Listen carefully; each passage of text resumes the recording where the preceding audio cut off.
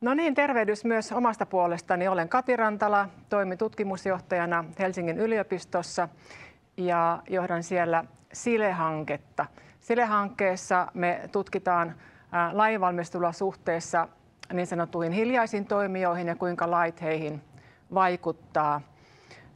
Me tutkitaan tämmöisiä erityisen hiljaisia ryhmiä, muun muassa ulkomaalaistaustaisia vankeja, ihmisiä, joilla on haasteita päihteiden, velkojen, mielenterveysasioiden kanssa ja lastensuojelulapsia ja eläimet on myös mukana, mutta tämä esitys koskee meitä kaikkia, sillä me kaikki olemme jossakin määrin uskoakseni hiljaisia suhteessa lainvalmisteluun tai ei varmaan kauhean paljon osallistuta siihen, vaikka voitaisiin. Eli mun aiheena on vaietut äänet lainvalmistelussa, mistä siinä on kysymys.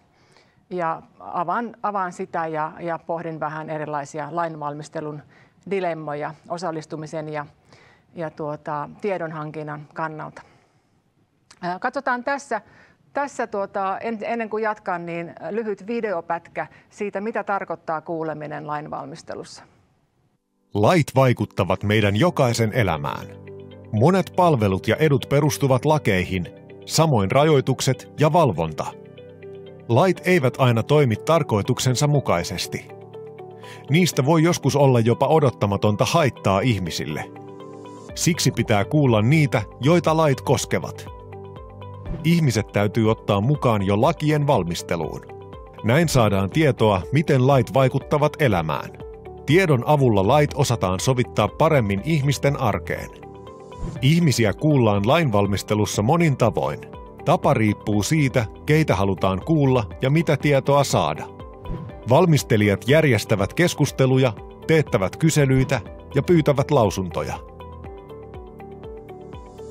Näissä menettelyissä ihmiset saavat kertoa asiasta näkemyksensä. Näin he voivat vaikuttaa siihen, millainen laista tulee. Lait koskevat meitä kaikkia.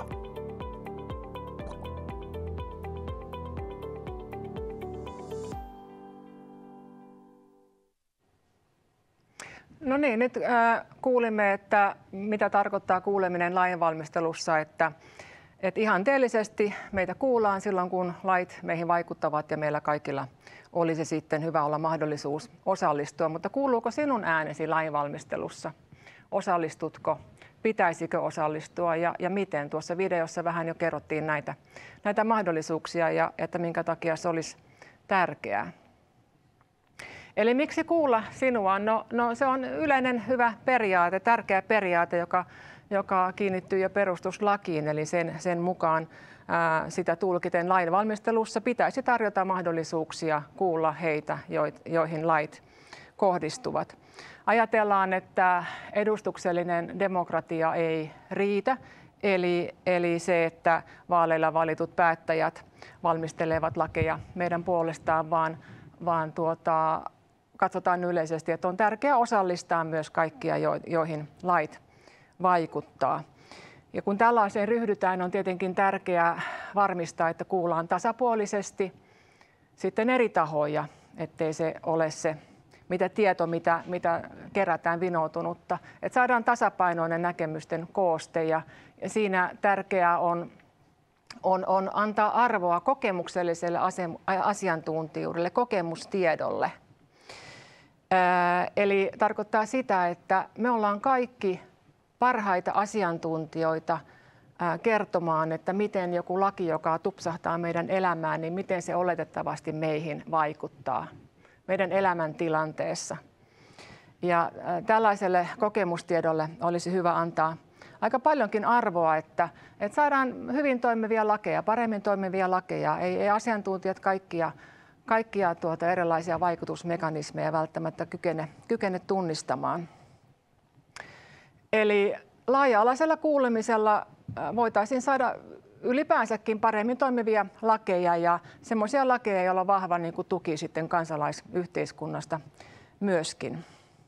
Eli osallisuuden edistäminen on paitsi tärkeä periaate itsessään myöskin hyvin keskeinen tiedonhankinnan keino. Mutta nuo äskeiset ajatukset tuolla kalvolla, ne on harmillisesti melko idealistisia Käytännössä lukuisten tutkimustenkin mukaan niin he, jotka tyypillisesti osallistuu erilaisiin kuulemismenetelmiin lainvalmistelussa, niin heillä on valmiiksi vahva yhteiskunnallinen asema ja vahva intressi, usein taloudellisia intressejä osallistua. Ja he tarjoavat näitä omia näkemyksiä, tärkeitä toki varmasti, niin osana omaa työtään. Se on ihan eri asia kuin osallistua yksityishenkilönä vapaa-ajalla. Harva tietää, miten osallistua. Tarvitaan aikaa perehtyä näihin prosesseihin ja kiinnostusta asiaan ja tietoa siitä, millaisia lakihankkeita on milloinkin meneillään. Että siinä on niin kuin muita kilpailevia asioita niin kuin sille ajankäytölle, kuten yksinkertaisesti vaikka perhe-elämä ja harrastukset. Että tässä mielessä yksityishenkilöt ja tämmöiset ammattiosallistujat on vähän eri asemassa. Ja voidaan toki ajatella, että kyllähän joku mun asioita sit siellä niin kuin edustaa, ajattelee samalla tavalla, mutta ei nyt näin välttämättä kuitenkaan ole. Eli tämmöinen laaja-alainen mielekäs osallistuminen on käytännössä tietysti mahdotonta jo senkin takia, että meitä on aika paljon. Lait voivat vaikuttaa hyvin monin eri ihmisryhmiin eri tavoin. Eli ehkä voisi ajatella, että osallisuus on tosi tärkeää, sillä saadaan tosi tärkeää tietoa, mutta se on kuitenkin sitten vain yksi keino hankkia relevanttia tietoa, toki tärkeää. Mutta ei pidä liikaa tukeutua senkään varaan, koska se kaikkien kuuleminen on käytännössä niin haastavaa usein. No, omat haasteensa tuo myös lainvalmistelun poliittisuus. Lainvalmistelu on lähtökohtaisesti poliittista, koska siitä vastaavat vaaleilla valitut päättäjät, mutta se voi olla myös eri tavoin, eri vahvuisesti politisoitunutta. Eli siksikin niin osallistuminen tai osallistaminen tai moniulotteisen tietopohjan hankinta ei ole aina poliittisten päättäjien mieleen. Lait on joka tapauksessa hallituksen yksi keino toteuttaa omaa politiikkaansa ja sillä on siihen mandaatti. Eli lainvalmistelussa hallitus esittää lakiesityksiä, joista eduskunta päättää ja hallituspuolueilla on enemmistö eduskunnassa, joten tämä meidän edustuksellisen demokratian järjestelmä, joka on se virallinen ikään kuin kehys tälle lainvalmistelulle, niin se sallii vahvankin poliittisen ohjauksen. Ja se sallii myös ikään kuin näiden tämmöisen hyvien lainvalmistelukäytäntöjen ja periaatteiden vähän niin kuin venyttämisen. Jos halutaan vahvasti ajaa hallituspuolueen omia intressejä tai tukea tahoja, jotka jakaa sen saman arvomaailman. Tätä voidaan, jos se on oikein kärjekästä, niin moittia ja usein moititaankin, mutta se on täysin muodollisesti täysin legitiimiä ja ok. Näin meidän järjestelmä on rakentunut.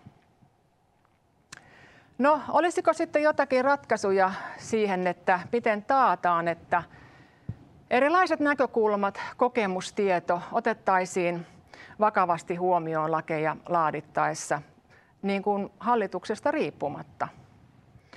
No ei ole mitään oikein parasta yhtä ratkaisuja. Tähän olen itse päätynyt, että lainvalmisteluun sisältyy niin paljon jännitteitä, joita on vaikea ratkaista, tai vähintäänkin poliittisen järjestelmän pitäisi olla vähän erityyppinen. Mutta on erilaisia tapoja yrittää kuitenkin vaikuttaa asiaan. Ja tässä meidän hankkeessa me kehitetään tämmöistä käsikirjaa hiljaisten ryhmien kuulemiseksi. Me ollaan tehty kokeiluja erilaisten erityisryhmien kanssa ja meillä on tosi hyviä kokemuksia ja jaetaan sitten tämän käsikirjan myötä ohjeita ja neuvoja. Ja mä uskon, että tästä voi olla paljonkin hyötyä lainvalmistelussa, mutta tämäkin varmaan edellyttää sitten sitä poliittista tukea, että näin sitten toimitaan. No yksi sitten ajatus olisi tiukemmat menettelyohjeet, että monipuolisesti hankittaisiin tietoa eri tavoin.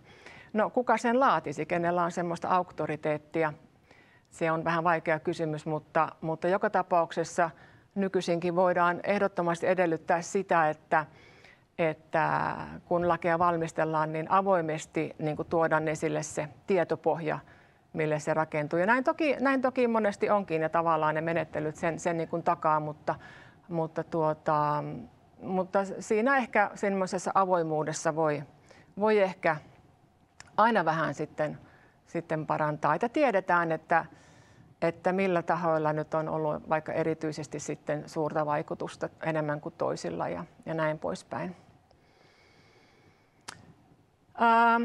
Ja yksi keino on sitten tietysti tämä tavallaan palaa niin kuin sitten siihen osallistumiseen, että tämmöinen laaja-alaisempi osallistuminen, joka sitten loisi yhteiskunnallista painetta ottaa niitä kantoja huomioon. Että Turun yliopistossa on rakennettu tämmöistä lakitutkaa, josta saa selville esimerkiksi mitä on hankkeita valmistelussa ja paljon muutakin tietoa lainvalmisteluun liittyen. Kehotan kiinnostuneita katsomaan sitä. Ja sitten kun on joku lakihanke meneillään, niin kuka tahansa voi käydä. Usein sitä voi lausua tämmöisessä lausuntopalvelussa, kuka tahansa voi siellä lausua. Kehotan sitäkin katsomaan. Ja tekoäly saattaa luoda jotakin ratkaisuja näihin asioihin, se jää nähtäväksi, mutta pointti on vaan, että vastuu hyvästä lainvalmistelusta on jakautunut monen tahon kanssa, että virkamiesten ja poliittisten päättäjien kesken, mutta myös meidän kesken. Myös meillä on siinä sillä lailla oma vastuumme, että voimme vaikuttaa siihen, jos osallistumme. Kiitos.